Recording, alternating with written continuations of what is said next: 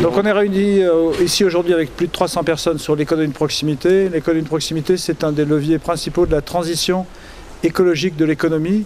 D'abord parce qu'elle s'appuie sur les besoins des personnes, les besoins fondamentaux, et pas uniquement la question de l'offre et notamment du marketing.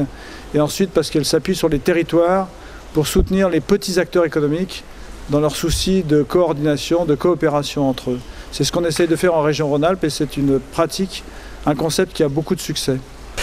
Ok, donc bon, moi je suis ici, je viens du Nord-Pas-de-Calais, je suis venu pour témoigner d'une démarche qu'on entreprend qui interagit avec le raisonnement sur l'économie de proximité, qui en fait vise à requalifier ce qu'on appelle la richesse finalement.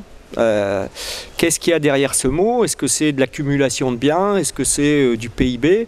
Ou est-ce qu'au contraire, il n'y a pas à se poser la question de comment le développement dans un territoire va aussi créer du lien, créer de la robustesse entre les acteurs du territoire? Tout développement n'est pas équivalent. Vous pouvez développer des stratégies économiques apparemment valable du point de vue des canons habituels, mais par exemple faire des maisons où vous laissez partir toute la chaleur ou toute l'énergie, ou à l'inverse, vous pouvez penser le développement autrement en y intégrant des biens communs. Et cet exercice-là va supposer, à l'échelle d'un territoire, que les acteurs puissent dialoguer ensemble sur où sont les besoins. J'insiste sur ce qui vient d'être dit. Comment l'ensemble des parties prenantes d'un territoire peuvent se recoordonner pour produire du développement réellement au service du territoire et des habitants. Alors concrètement, dans ce lieu, on retrouve des associations de chefs d'entreprise, des acteurs de l'ESS, et on a quelques exemples. Un regroupement d'AMAP qui propose une alternative locale à la consommation. On est sorti des paniers de légumes, on est plutôt dans des produits hauts, des produits transformés, pour ouvrir une part plus large d'alternatives à la consommation.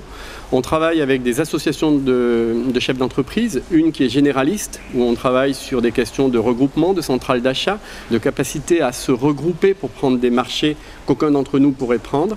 Et on travaille sur une filière qui est la filière chaussures, qui faisait la gloire de Romans et qui a fait sa déshérence économique.